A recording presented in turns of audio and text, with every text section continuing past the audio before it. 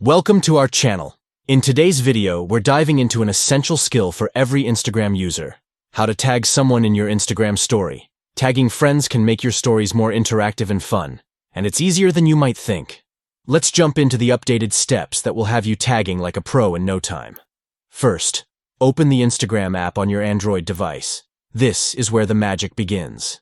Next, tap your profile picture or the plus icon to create a brand new story. Choose something exciting to share with your followers. Once your camera is open, you can either take a photo or video right then and there, or choose one from your gallery that you've already snapped. Pick a moment that captures what you want to share. Now, tap the sticker icon located at the top of your screen. This is where you'll find all the fun extras to liven up your story. Look for the @mentioned sticker and select it. This is crucial, because it's how you'll tag the person you want to give a shout out to. Now it's time to type the username of the person you want to tag. Make sure you spell it correctly, so your tag works seamlessly. When their name appears, tap it to finish the tagging process. You'll see it pop up, ready to add to your story.